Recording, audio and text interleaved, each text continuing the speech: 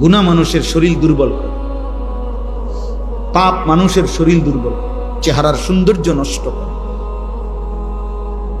অন্তর অন্ধকার করে, সে আর কোনো আলো দেখে না। চারিদিকে মসজিদ, সে যেন একটা মসজিদও দেখে না। এক ওয়াক্ত নামাজের সময় কল্পনা করেন চাচা, মনে করেন একটা গ্রামে কমপক্ষে তো 5-10টা মসজিদ আছে, প্রত্যেক মসজিদের যদি মাইকের হরন একেবারে যদি গড়ে 4টা করে হরন থাকে, তো 10টা মসজিদে যদি একসাথে আজান হয়, তাহলে 40টা হরন দিয়া আজান হয়েছে। কি পরিমাণ আওয়াজ হয়েছে! কিন্তু এটা কি পরিমাণ জানোয়ার, কি পরিমাণ নাফরমান! এতগুলো হরন এই জানোয়ারের কানে একটু নড়াচড়াও করলো না। তুই কি পরিমাণ নিকৃষ্ট, কি পরিমাণ নিকৃষ্ট! তুই মানুষের সংসারে, মানুষের সমাজে থাকস কেমনে জানোয়ার? তুই তো সুন্দরবন আর আফ্রিকার জঙ্গলে ওই জানোয়ারদের সাথে থাকা উচিত বেটা। মানুষের বাচ্চা হইলি কেমনে বেটা? মুসলমানের বাচ্চা হইলি কেমনে? তোর আব্বা কেমনে মুসলমান, তোর মা মুসলমান, মা পবিত্র দুধ খাওয়াইছে তোরে 2টা বছর আল্লাহর নাফরমানির জন্য। বাবা তার রক্ত পানি করে কামাই করে তোমারে বড় করছে এই নাফরমানির জন্য। কি মেয়ে, এই ছেলে বলো, 14 বছর পর্যন্ত মা বাপ তোমারে পালছে, তুমি 16 বছর বয়সে সারা রাত উলঙ্গ ছবি দেখবা, এর জন্য তোমারে মা পালছে তোমারে? কি রে বেটা অসভ্য!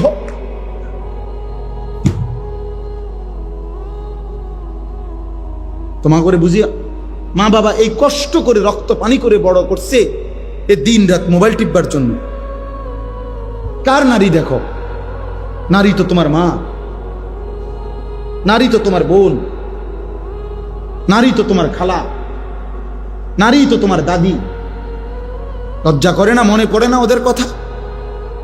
তুমি ভিন নারী দেখো কেমনে, উলঙ্গ ছবি দেখো কেমনে, জেনা ব্যভিচারের দৃশ্য দেখো কেমনে। তোমার চেহারাটার কি অবস্থা, চুলটার কি অবস্থা, চেহারাটার কি অবস্থা? কার মতো চুল রাখছো? একবারও মনে পড়লো না? কার মতো? কোন কাফের, বেঈমান, ইহুদি, খ্রিস্টান মুসলমানের পছন্দের হইতে পারে? তাহলে ওরা কার মতো চুল রাখছে বলো ভাইয়া?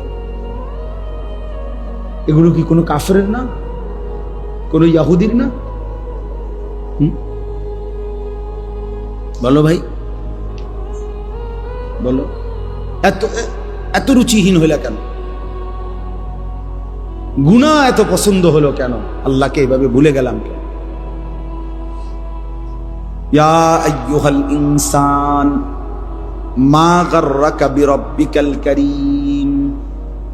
রব্বুল আলামিন বলে, হে মানুষ, আমার মতো এমন দয়ালু মেহেরবান রব, এমন মালিক থেকে কে তোমারে ধোঁকা দিল? মা গাররাকা, এমন মনিবি কেমনে ছেড়ে দিলা রে বান্দা? এমন দয়ালু মালিক কেমনে ছেড়ে দিলা? যে আমি তোমারে 7 আসমান জমিন আমি তো দিয়েছি, প্রতিদিন সূর্য তো আমি উঠাই, চাঁদ আমি উঠাই, রাত আমি বানাই, দিন আমি বানাই, সকালের আলোটা আমি ফুটাই, রাত্রের অন্ধকারটা আমি নিয়ে আসি বান্দা। প্রতিটা নিঃশ্বাস আমার ইচ্ছাতে হয়, তোমার চোখের পলক আমি আল্লাহর ইচ্ছায়, তোমার হাত নড়ে চড়ে আমি আল্লাহর ইচ্ছায়। 24 ঘন্টা বান্দা আমি আল্লাহ লালন করি, পালন করি, গোটা কায়নাত দিয়ে তোমাকে আমি পরিচর্যা করি। এমন দয়ালু মালিক কেমনে ভুলে গেলাম? মা গাররাকা, কে তোমাকে ধোঁকা দিল? আমার চাইতে উত্তম তুমি কাকে পেলা, যাকে পেয়ে আমি আল্লাহকে ছেড়ে দিলাম? বলো বাপ, একটা ছেলে বুঝো, একজনই ভালো হও, একজন। বাবাদেরকে বলি, যে কয়জন বাবা আছেন, অভিভাবক আছেন, ছেলের বাবা, মেয়ের বাপ, আপনাদের প্রধান জিম্মাদারি, ঘরে যদি খাট না থাকে নিচে শুয়েন, কিন্তু সন্তানকে নামাজি বানান। ঘরে যদি সোফা না থাকে তো ফ্রিতে বসেন, কিন্তু স্ত্রী সন্তানকে নামাজ শেখান। এটা মুসলমানের জিম্মাদারি। আজ আমরা মুসলমান হয়েও এটা ভুলে গেছি। বাবা মনে করে আমার উপার্জন সারা দিন রাতের মেহনতের, দেশে থাকি আর বিদেশে থাকি, মাকসাদ একটাই, ঘর করা, বিল্ডিং করা, সোফা বানানো, খাট বানানো, ফার্নিচার বানানো। এগুলো বানাইতে পারলে উনি সার্থক, উনি তৃপ্ত। এবার ছেলেও নামাজ পড়ে না, মেয়েও পর্দা করে না, স্ত্রীও পর্দা করে না, ঘরে টেলিভিশন চলে, নাচ গান নর্তকীর ছবি চলতেছে, রোমে রোমে প্রত্যেক সন্তানের হাতে একটা একটা মোবাইল, সারা রাত উলঙ্গ ছবি দেখতেছে, রোমে রোমে জিনা ব্যভিচারের দৃশ্য, মেন রোমের মধ্যেও টেলিভিশন চলতেছে, স্ত্রী বাজারে বাজারে মার্কেটে ঘুরে, মেয়ে পরের ছেলের সাথে অবৈধ সম্পর্ক, ছেলে সারা দিন টুঁটো করে ঘুরে, 5 ওয়াক্ত নামাজের একটা সেজদাও দেয় না। এই সমস্ত জানোয়ারের জন্যই এই ঘর সংসার করলেন, এই বাড়ি কার লেগে বানাইলেন? এই হাইওয়ানদের জন্য, এই যারা 1 ওয়াক্ত নামাজ পড়ে না, এই অসভ্যদের জন্য এই ঘর বানাইলে আপনার আখিরাত কি হবে বলেন চাচা? আমার রক্ত পানি করা এই টাকা দিয়ে আমি বুঝি এই হাইওয়ান, এগুলো 1 ওয়াক্ত কেউ নামাজ পড়বে না, আমি তাদের জন্য ঘর করে গেলাম? বলে 18 বছর বিদেশ করে, 32 বছর বিদেশ করে, কি পরিমাণ ঘাম ঝরা এক একটা টাকার জন্য। প্রবাসী কি পরিমাণ রৌদ্রে, টাটকা রৌদ্রে যারা ডিউটি করে, 14 ঘন্টা ডিউটি, 12 ঘন্টার কমে কোনো ডিউটি নাই সৌদি আরবে। তো আমি প্রতি বছরই হজ ওমরায় গেলে দেখি প্রবাসীদের রুমে রুমে যাই মিয়া, আহা কাঁদে যে প্রবাসীরা, যে হুজুর কষ্টের কথা জীবনেও বলতে পারি না বাড়িতে। এইবারও হজ্জের সময় এক ছেলে ও বলতেছে, আমি হুজুর 18 বছর আজকে বিদেশে, হুজুর আমার জীবনের কিচ্ছু নাই, এই 18 বছরের জীবনে পরিবারের কেউরে খুশি করতে পারি নাই, মারেও না, বাপেরেও না, জিরেও না, বউরেও না, কেউ রে না। আমি বললাম কেন রে ভাই? কয় হুজুর যেখানে 5,000 টাকা দেই, হেরামো কয় তে একটা বিদেশ করে, তে তো ইচ্ছা করলে 10,000 টাকা দিতে, জেনে 10,000 টাকা দেই, তারা মন্তব্য করে তে তো বিদেশ করে আজ এত বছর, তে তো 20,000 টাকা দিতে পারতো। ভাই হুজুর কোনোদিন কেউরে খুশি করতে পারলাম না, দিয়েই গেলাম সব, কিন্তু খুশি হয় না কেউ। প্রত্যেকেই মনে করে আরো দেওয়া দরকার ছিল, আমি আরো দেওয়া দরকার ছিল, আমি কি খাই না না খাই, কয় এটার দরকার না। তাহলে অতৃপ্ত, তাহলে বেচারা 18 বছর পরেও যদি সংসারে সবাই অতৃপ্তই থাকে, তো সুখ মিলবে কোন দিন? বলেন, ইনসাফ করেন। তাহলে এত কিছুর বিনিময়ে এই আপনারা যারা এমনি তো সংসার একের যে যেটাই করেন, বাজার, ব্যবসা, দোকানদারি, কৃষি, প্রত্যেকের তো ঘাম ঝরে বাপ। তাহলে প্রতিটা টাকা তো ঘাম ঝরানো টাকা, সেই ঘাম ঝরানো কষ্টের টাকার বিনিময়ে আমার সন্তান বুঝি সারাদিন রাত মোবাইল চালাবে আর নারী দেখবে, উলঙ্গ ছবি দেখবে, এর জন্যই আমার এই ঘাম। এটা বুঝি ইনসাফ হলো? হ্যাঁ, আমি সবারকে বলি না, একজন প্রবাসী 26 বছর বিদেশ কইরা উপজেলাতে, ইচ্ছা করে নাম বলতেছি না, উপজেলার মেন উপজেলায় কয় যে হুজুর আমি 4 তলা বিল্ডিং করছি, সম্পূর্ণ বিল্ডিং এর কাজ শেষ করে ভাড়া দিছি, কয় এরপরে দেশে চলে আসছি 26 বছর পরে, মনে করছি আর বিদেশ করতাম না, আল্লাহ দিলে এই বাড়ির ভাড়াই পামো 1-1.5 লাখ টাকা।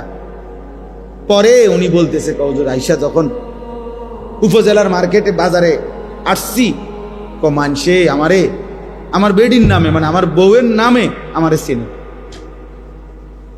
পুরা বাজার জেন দিয়ে হাঁটি মানসে, কয় তাই যাম। আমি সবাইকে বলতেছি না, মানে উনি বলছে আমারে, উনা সবাই সব বন্ধ হয়ে গেলে পৃথিবী চলতো না, ঠিকই না বলেন না কেন?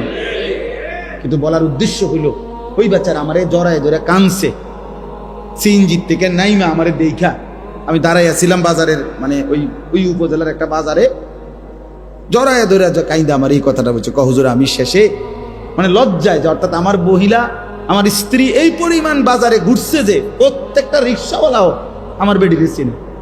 আজ আমারে কয় ওই তাই জামাই অমুক মহিলার নাম ধরে বলে, বিনীত লজ্জায় আমি এই নিজ গড়া বাড়ি ছেড়ে আমি গ্রামের বাড়িতে চলে গেছি। তারপরে বলছি না, এই শহরে থাকতাম না, যে শহরের মানুষ আমার স্ত্রীকে দিয়ে আমারে ছেড়ে, কথার কথা। তাহলে ভাইয়া বলো,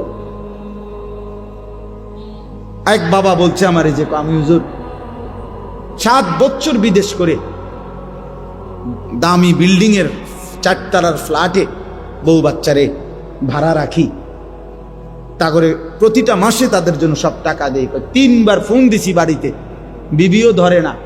3বার ছেলের মোবাইলে ফোন দিছি, ছেলে কয় যে আব্বু আমি গেমস খেলতেছি, পরে ফোন দেবো।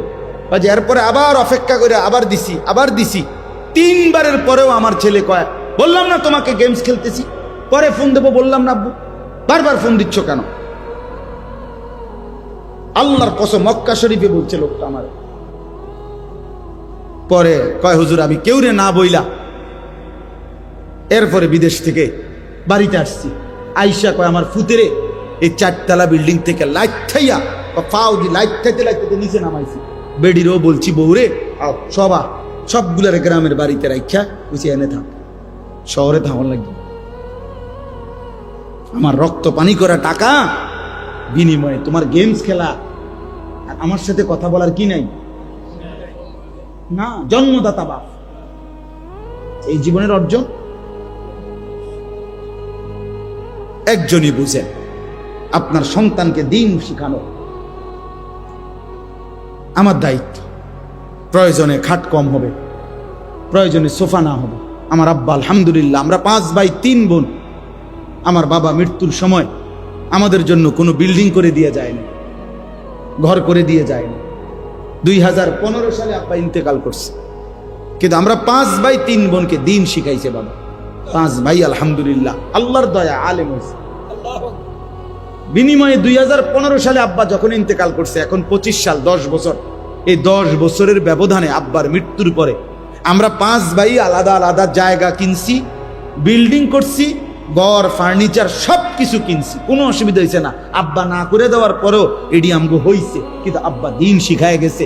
এখন আল্লাহর কোরআন যদি আমি পড়ি তাহলে আমারও নেকি, খোদার কসম আমার আব্বার কবরও নেকি। আমার আব্বাও লাভ, আমিও। কি আমার বাপে লাভ না? আর আমি যদি আপনাদেরকে একটা কথা এখন বললাম, ওয়াজ করলাম, এটার কোনো যদি সোয়াব হয় আমার, তা আমার আব্বার কবরও যাবে, আমার আমল নামাতেও কি হবে? তাহলে কাম হয়ে গেছে না? বিল্ডিং তো হইছেই আমারও, আর আব্বাও তো কাম হয়ে গেল, আব্বারও কাম হইলো, আমারও। আমরা 5 ভাই 5টা মসজিদে জুমা পড়াই, তো এর নেকি নেই? কথা বলেন না কেন? তো এই নেকি আমার বাবার কবর। 5 ভাই 3 বোনের, 8 জন ভাই বোনের যতজন সন্তান সবাই মাদ্রাসায় পড়ে। তাহলে এই যে সবগুলো বাচ্চা মাদ্রাসায় পড়ে, আল্লাহর কোরআন পড়ে, তো দাদার আমল নামার মধ্যে সব যাইতো না? নানা আমার বাপ, নানা আমার বাপ, দাদা, তো সওয়াব যাবে না? কারণ উনি তো উনার সন্তানদেরকে দিন শিখানোর কারণে এখন আমরাও আমাদের বাচ্চাদেরকে কি শিখাচ্ছি? তাইলে এই জন্য আমাদের মূল ডিউটি আমার সন্তান, আমাদের মূল ডিউটি আমাদের স্ত্রী সন্তানের ঈমান, আমল, নামাজ, এটা আমাদের জিম্মাদারি।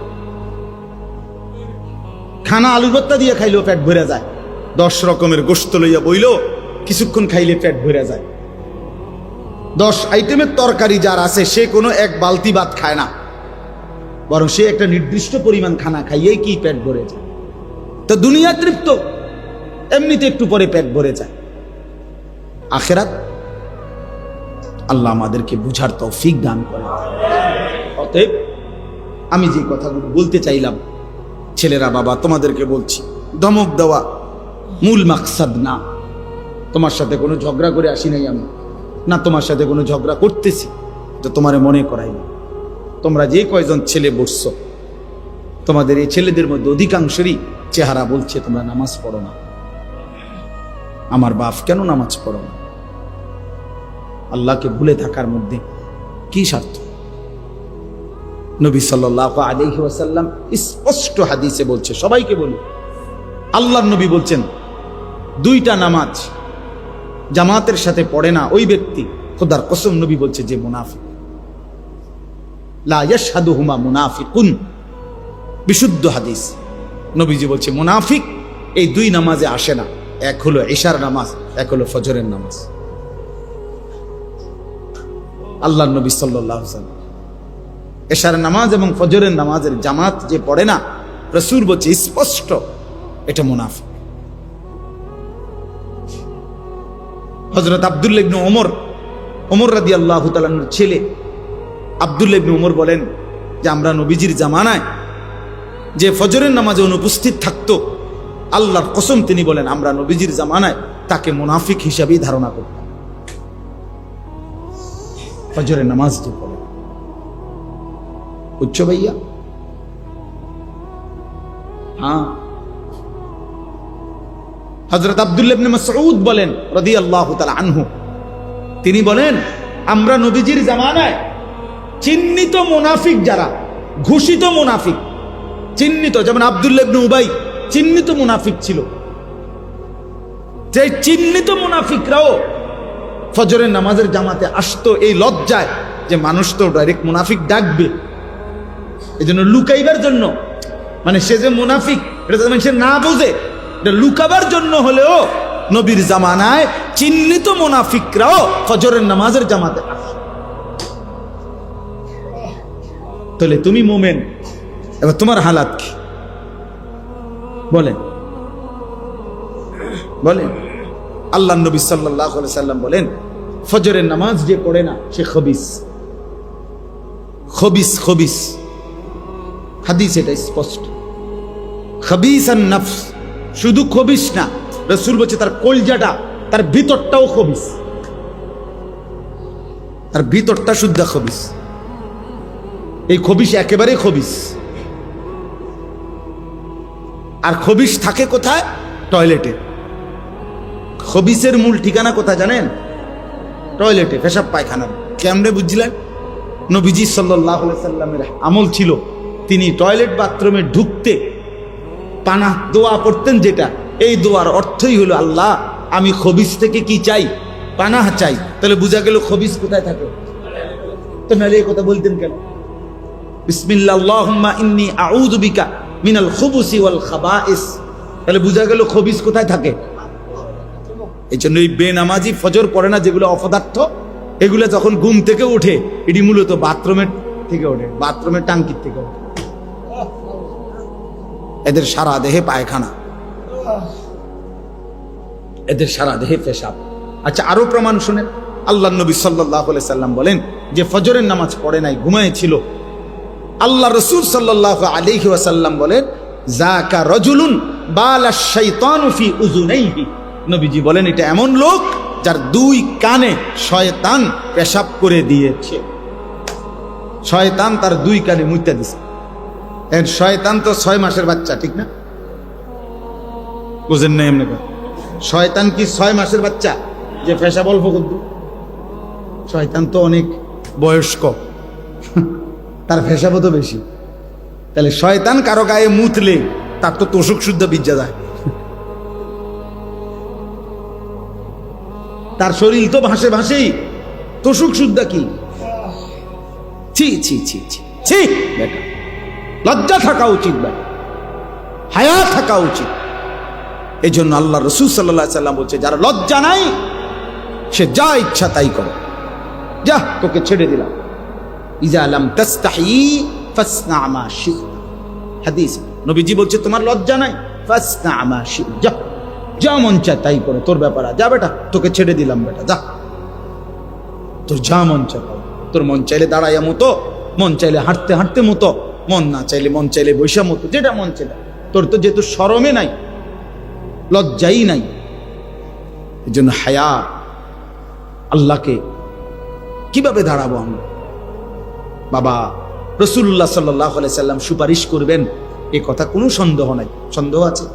কিন্তু এই কথার মানে কি?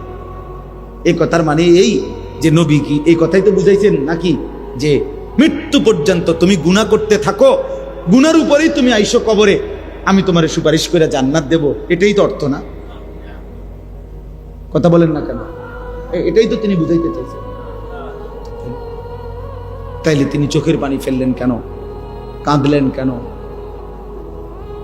তায়েফে পাথর আঘাত হলের কারণ তিনি এই আমলের কথা বললেন কেন? 23 বছরে আল্লাহর বিধান তাহলে বললেন কেন? এটি কিছুই তো বলার দরকার ছিল না। তোমরা যে যাই করো করো, করতে থাকো, হাসরে আমার সামনে আইসো, আমি জান্নাত দিয়ে দেব, এটাই সুপারিশ? তাইলে ইসলাম কি? কোরআন কি? আল্লাহর হুকুম তাইলে কি? হালাল হারামের পার্থক্য কি? তাইলে জায়েজ না জায়েজের পার্থক্য কি? এটি কি তাইলে? এগুলা কি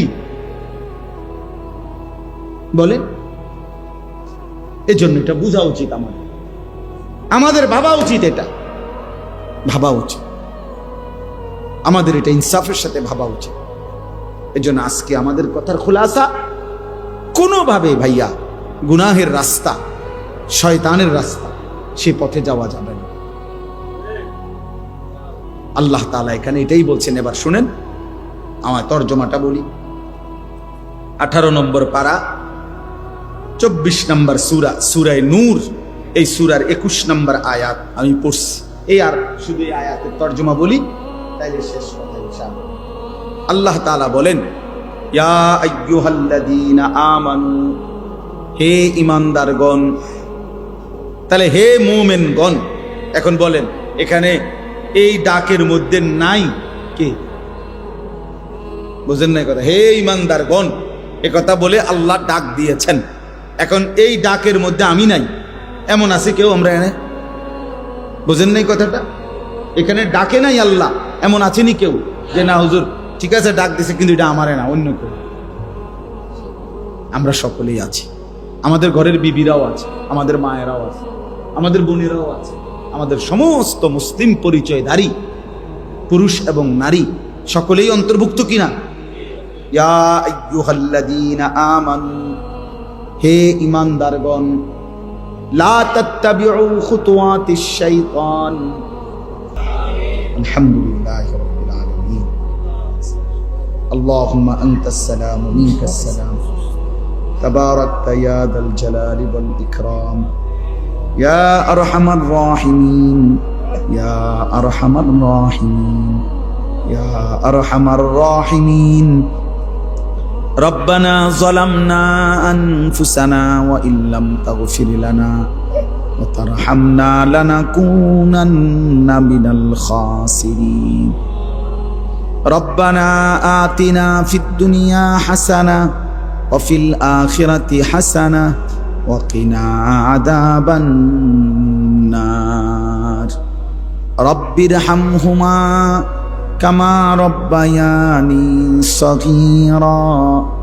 রব্বানা হাব লানা মিন আজওয়াজিনা ওয়া যুররিয়াতিনা কুররাতা আ'য়ুন ওয়াজআলনা লিল মুত্তাকিনা ইমামা। মাওলায়ে করিম রব্বুল আলামিন, আমরা গুনাহগার গোলাম, গভীর রজনীতে আপনার ঘর মসজিদে আল্লাহ আপনার দুয়ারে ভিখারি হয়ে আপনার শাহী দরবারে দুইখানা হাত উঠাইলাম। আপনি মাফ করে দেন, আপনি মাফ করে দেন, আপনি মাফ করে দেন, আপনি মাফ করে দেন। আযাব দিলে আপনার কোনো লাভ নাই, মাফ করে দিলে আপনার কোনো ক্ষতি নাই, মাফ করে দিলে আপনার ভান্ডারে কমবে না, মাফ না পেলে আমাদের উপায় থাকবে না। জাহান্নামের আযাবে জ্বলা সম্ভব হবে না, কবরের আযাব সইতে পারবো না। মাওলা মাফ করে দেন, মাফ করে দেন। আল্লাহ আমাকেই মাফ করে দেন, আমার এই বাবা ভাইদেরকে মাফ করে দেন, কিশোর নওজোয়ান ছেলেগুলোকে মাফ করে দেন। ওরা বোঝে নাই মাওলা, ওরা বোঝে নাই মাওলা। ভুল তো করে ফেলেছে, আপনি মাফ করে দেন। নামাজ তো ছেড়ে দিয়েছে অনেক দিন, আপনি মাফ করে দেন। ফিরে আসবার তৌফিক দেন। আল্লাহ আপনি তো দিলের মালিক, আপনি তো দিলের মালিক। আপনি ছেলেগুলোকে নামাজি বানিয়ে দেন। আপনি চাইলেই এরা সেজদা দিবে মাওলা, আপনি চাইলেই এদের জিন্দেগি বদলে যাবে মাওলা। ইয়া মুকাল্লিবাল কুলুব সাব্বিত কুলুবাহুম আলা দীনিক। আল্লাহ আপনি চেয়েছেন বলেই তো ওমর বদলে গেছে, আপনি চেয়েছেন বলেই তো হাজারো সাহাবী বদলে গেছে মাওলা। আল্লাহ এদের মা তো মুসলমান, বাবা তো মুসলমান, এদেরকেও পুরা দিনদার হিসাবে কবুল করে নেন। আল্লাহ একটা ছেলেকে বঞ্চিত করবেন না মাওলা। আল্লাহ এই কিশোর নওজোয়ান ছেলেগুলো ভালোবেসেই এসেছে মাওলা, আপনার ঘরেই বসেছে মাওলা, আপনার কথাই শুনেছে মাওলা। আল্লাহ আপনি একটা একটা ছেলেকে বদলে দেন, বদলে দেন মাওলা, বদলে দেন মাওলা। আমি ভিক্ষা চাইলাম মাওলা, আমি ভিক্ষা চাইলাম মাওলা। আল্লাহ সেজদাওয়ালা কপাল বানিয়ে দেন, কাঁদনেওয়ালা চোখ বানিয়ে দেন, জিকিরওয়ালা জবান বানিয়ে দেন, মোহব্বতওয়ালা দিল বানিয়ে দেন, সুন্নতওয়ালা জীবন বানিয়ে দেন। আল্লাহ কাউকে বঞ্চিত কইরেন না, সুপারিশ থেকে বঞ্চিত কইরেন না, হাউজে কাউসার থেকে বঞ্চিত কইরেন না, নবী পাকের সুপারিশ থেকে বঞ্চিত কইরেন না মাওলা। আল্লাহ আপনি দয়া করেন, আপনি দয়া করেন, আপনি দয়া করেন। আমার বাবা চাচা যারা মুরব্বী, আরো বেশি নেক আমলের তৌফিক দান করেন। মা বোনদেরকে পর্দা পুশিদা দান করেন। মা ফাতেমা রাবেয়া বসরিয়ার মতো বানিয়ে দেন। উলামায়ে কেরামকে আল্লাহ তাআলা ঈমান আমল দান করেন। আল্লাহ হায়াতে তয়্যিবা আফিয়া দান করেন। মসজিদের ইমাম সাহেবকে হায়াতে তয়্যিবা দান করেন। মুয়াজ্জিন খাদেমদেরকে কবুল করে নেন। কমিটির প্রতিটা সদস্যকে আল্লাহ আপনি কবুল করে নেন। মুসল্লি বাবা চাচা ভাইদেরকে কবুল করে নেন। সমস্ত কবরবাসীদেরকে মাফ করে দেন, মাফ করে দেন। সমস্ত কবরবাসীদেরকে মাফ করে দেন। কিয়ামত পর্যন্ত কবরের আযাব মাফ করে দেন। কবরগুলোকে জান্নাতের টুকরা বানিয়ে দেন। আল্লাহ আজকের এই ইসলাহি মজলিসখানা আপনি কবুল করে নেন। আগামী দিনেও সকলে মিলে মিশে এমন আয়োজন করার তৌফিক দান করেন। আল্লাহ আয় আল্লাহ, অনেকেই দোয়া চেয়েছে, অনেকভাবেই দোয়া চেয়েছে। প্রত্যেকের নেক মাকসাদ আপনি পূরণ করে দেন। অসুস্থ বিমারি যারা শিফা করে দেন, পেরেশানি অভাবে যারা আপনি আসান করে দেন, ঋণ মুক্ত করে দেন। প্রবাসী বিদেশের জমিনে যারা সহি সালামতে নিরাপদে রাইখেন মাওলা, নিরাপদে রাইখেন মাওলা, ঈমান আমলের সাথে রাইখেন মাওলা। আল্লাহ আল্লাহ আমাদের সবাইকে কবুল করেন। ফজরের নামাজ জামাতে পড়ার তৌফিক দান করেন। 5 ওয়াক্ত নামাজ জামাতে পড়ার তৌফিক দান করেন। আল্লাহ নবী সাল্লাল্লাহু আলাইহি সাল্লামের ভালোবাসা মহব্বত আমাদেরকে দান করেন। সুন্নাতের প্রতি ভালোবাসা আমাদেরকে দান করেন। আল্লাহ জিকিরওয়ালা জিন্দেগি বানিয়ে দেন, ফিকিরওয়ালা জীবন বানিয়ে দেন। আল্লাহ আল্লাহ আপনি কবুল করেন। আমার দেশকে নিরাপদ করে দেন। সারা পৃথিবীর মজলুম মুসলমানকে নিরাপত্তা দান করেন। গাজা ফিলিস্তিনের মজলুমদেরকে বিজয় দেন, বিজয় দেন, বিজয় দেন মাওলা।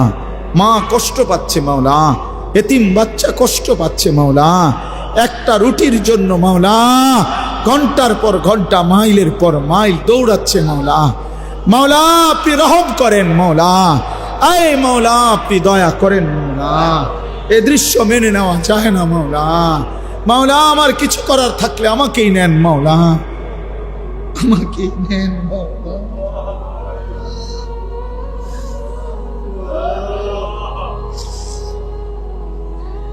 এই কারীম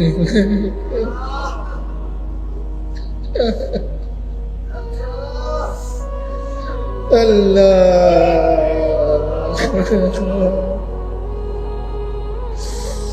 12 কিলোমিটার মাওলা পায়ে হেঁটে যে বাচ্চা একটা রুটির জন্য গেল,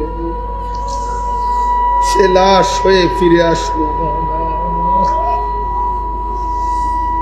আল্লাহ আল্লাহ এক টুকরা রুটির অভাবে 3 সন্তান মারা যাচ্ছে মাওলা।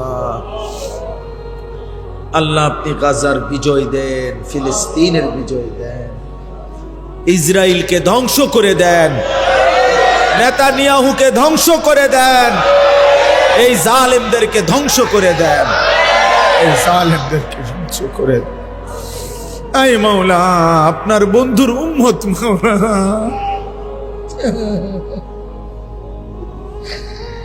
আপনার মদিনার বন্ধুর উম্মত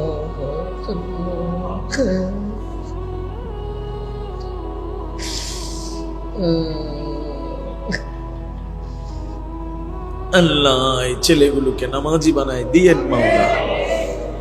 এদের চুল সুন্দর করে দেন, এদের চেহারা সুন্দর, এদের দাড়ি সুন্দর করে দেন, এদের আখলাক সুন্দর করে দেন। আগামী দিনে ইমাম মাহাদির সৈনিক হওয়ার তৌফিক দেন। দাজ্জালের বিরুদ্ধে লড়বার হিম্মত দান করেন। রব্বির হামহুমা কামা রব্বায়ানি সগীরা, রব্বির হামহুমা কামা রব্বায়ানি সগীরা। সাল্লাল্লাহু তাআলা আলা খাইর খালকিহি মুহাম্মাদিন ওয়া আলিহি ওয়া আসহাবিহি আজমাইন। সুবহান রাব্বিকা রাব্বিল ইজ্জাতি আম্মা ইয়াসিফুন ওয়া সালামুন আলাল মুরসালিন ওয়ালহামদুলিল্লাহি রাব্বিল আলামিন।